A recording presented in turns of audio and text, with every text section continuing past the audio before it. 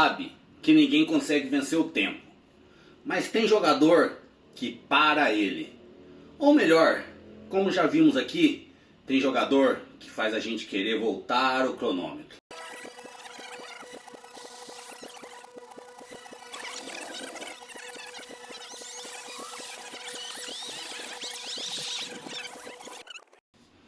Para entender melhor quem foi Hakim, filho de Salim Abike, a gente tem que voltar lá para a Nigéria, especificamente Lagos, anos 70.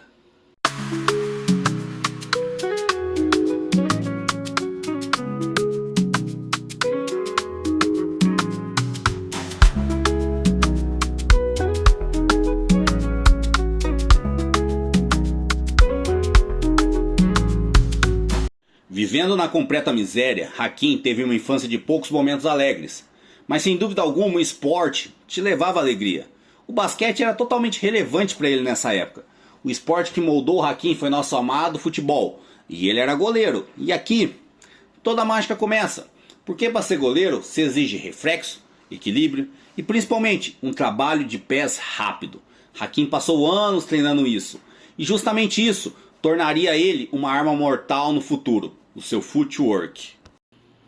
Aos 17 anos de idade apenas que ele tocou a primeira vez numa bola de basquete. Mas o seu talento natural, seu footwork do treinamento de goleiro, o já tornavam diferente. Então, uma mala, um sonho e o futuro nos Estados Unidos da América.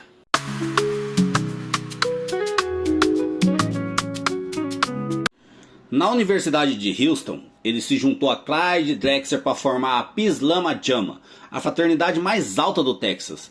Ele jogava um basquete de rua, aéreo, que revolucionou o college. O verdadeiro batismo viria só depois, na Fundy Recreation Center. Lá ele jogava simplesmente contra o pivô número 1 da NBA, Moses Malone. Malone não dava moleza, ele batia, ele empurrava, ele forçava Hakim a evoluir. Hakim mesmo disse no futuro: Moses me ensinou a ser profissional antes de eu conseguir ser um. Hakim estava treinando contra o MVP da NBA, na quadra da sua vizinhança, fácil assim. Bom, esse treinamento teria um resultado no futuro, e o mundo seria impactado por Hakim. O Pi Lama Jama chegou a 3 Final Four seguidos.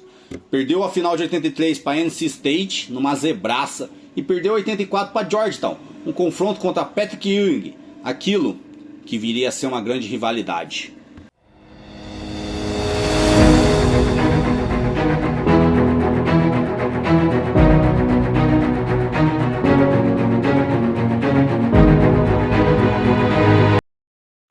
A história desse draft todo mundo conhece. Michael Jordan na 3, Hakim na 1. Foi justo? Sim, foi justo. A NBA era um jogo de pivôs. Kareem tinha 6 MVP. Russell tinha 5 MVP. Wilt tinha 4 MVP. E Moses Malone tinha 3 MVP. Mas existe um detalhe que poucos se lembram. O Portland, que tinha a segunda escolha, fez uma oferta que mudaria toda a história do basquete. Drexler e a segunda escolha, que seria Jordan, em troca de Ralph Sampson. Até então, o calouro do ano. Quase. O Rockets recusou porque queria manter as Torres Gêmeas.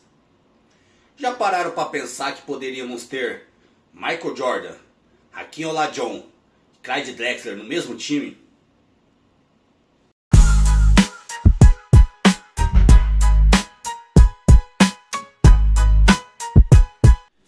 Em 2 temporadas, as Torres Gêmeas já chegaram às finais da NBA. Porém, derrota para os Celtics, mas a mensagem estava ali: o Rockets iria ser o sucessor natural de Celtics e Lakers. Mas isso nunca aconteceu. Infelizmente, o tempo das Torres Gêmeas foi curto. Sampson, cheio de lesões e problema da torcida, deixou Hakim ser apenas mais um talento natural e solitário em Houston. Em 1990, ele alcançou algo raríssimo. Registrou um quádruplo duplo. E é sempre bom lembrar, ele fez isso 2 vezes na sua carreira. Essa estatística bizarra, que raros jogadores conseguiram fazer, ele conseguiu fazer 2 vezes. Além disso, Hakim era um defensor de elite. Ele até hoje é líder de tocos da NBA, por exemplo. E naquela época, ele era ainda mais assustador.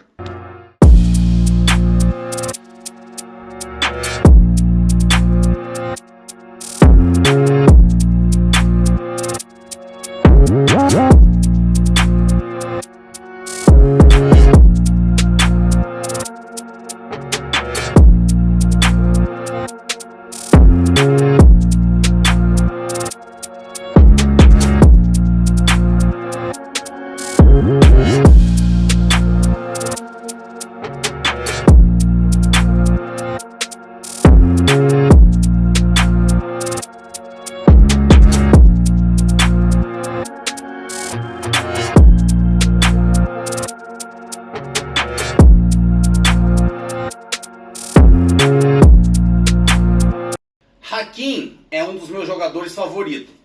Talvez até o meu favorito. Em 1994, para mim, o ápice do que um jogador de basquete pode entregar. A elite da elite. Em 1994, o trono estava vago. Jesus Breck, Michael Jordan, se aposentou e Hakim assumiu de forma mais espetacular possível. Enquanto jejuava durante seu Ramadã, ele fez história. Ele se tornou o único jogador a conseguir campanha perfeita em registros criados. MVP, campeão, Finals MVP, DPOY, All NBA, All Defense. Perfeito.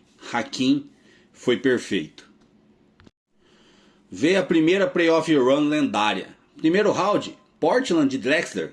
Segundo round, os Suns de Barkley. Terceiro round, o Jazz de Karl Malone e Stockton. E para fechar com chave de ouro, o Knicks de seu rival do college, Patrick Ewing. E a vitória, o título. Rockets não era mais um virgem, agora era campeão da NBA. No ano seguinte, o Rockets teve um começo turbulento, mas apenas um move mudava tudo. Drexler chegava, o seu parceiro de college, e agora a playoff run seria ainda mais lendária. Novamente confrontos com Karl Malone e Stockton no primeiro round. Barkley novamente no segundo round. As finais de conferência era contra o MVP da temporada, o almirante David Robinson. E Hakim levou isso pro pessoal. Hakim deu aula de basquete. Médias 35 pontos, 12 rebotes, 5 assistências. Ele fez o almirante, o MVP, o melhor jogador da liga, parecer um amador nesse confronto. Mas o ápice precisaria ser fechado com chave de ouro. Presente versus futuro. Shaq versus Hakim. E Shaq foi humilhado. Hakim fez ele parecer uma criança indefesa. Shaq disse durante toda a sua vida: Hakim foi o único jogador que eu não soube como enfrentar. Hakim levava o bicampeonato da NBA. Rockets, mais um título. Dinastia? Talvez. Mas e Hakim? Hakim sentava no topo do Olimpo. Aquilo que era de Jordan, aquele trono, agora era de Hakim. Ele era o homem a ser derrubado. Karl Malone, MVP. Charles Barkley, MVP. David Robinson, MVP. Shaquille O'Neal, MVP.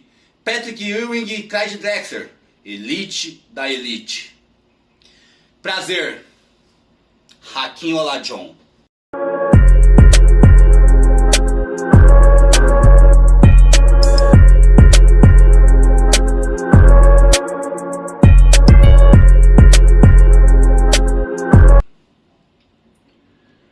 Após os títulos, o Rockets parava no tempo. Hakim já não era mais o mesmo também. Começou a ter lesões. E super times começou a surgir. Os Supersonics de Gary Payton e Shawn Kemp. O próprio Utah Jazz de Karl Malone atingindo mais ainda o seu ápice Stockton. Lakers, Kobe, Shaq. Então, a pergunta foi: o que fazer? E a escolha do Rockets foi panelar. O time formado por Hakim, Drexler e Barkley não funcionou bem. Jogadores já fora do auge, lesões, falta de fit com o time e o treinador completamente perdido. Então Hakim vai para o Raptors para ser um jogador de banco, pois o time já era comandado por Vince Carter. Após sua saída, de imediato o Rockets aposentou sua camisa, a camisa 34 eternizada. Hakim também eternizado. Na sua aposentadoria, Hakim se tornava o guru da jogada de post, cobrando 50 mil doletas por semana para treinar superestrelas. Ele treinou Kobe, LeBron, D12 e recentemente, depois de tantos anos, ainda ensinando jogadores como Giannis, Sengun, Wembanyama. Agora ele dá aula, mas num lugar diferente, num tempo diferente. 12 vezes All-Star, 12 vezes All NBA, 9 vezes All Defense, DPOY, 3 vezes líder de bloco, 2 vezes líder de rebote, 2 vezes campeão, 2 vezes Finals MVP, 2 vezes MVP. Hakim Olajuwon simplesmente saiu de Lagos. Um menino que sofreu na miséria e só queria ser jogador de futebol, conquistou os Estados Unidos, conquistou o basquete mundial e se tornou um dos melhores e maiores jogadores da história. Para mim, o pivô mais talentoso e completo da história. Está sem dúvida alguma no meu top 10 melhores. Maiores, talvez não, mas melhores, sem dúvida. Simplesmente, aquele garotinho nigeriano que sofria se tornou um deus do Olimpo do basquete. Hakeem Olajuwon, uma lenda que a gente voltou o cronômetro. Insano na voz, até mais.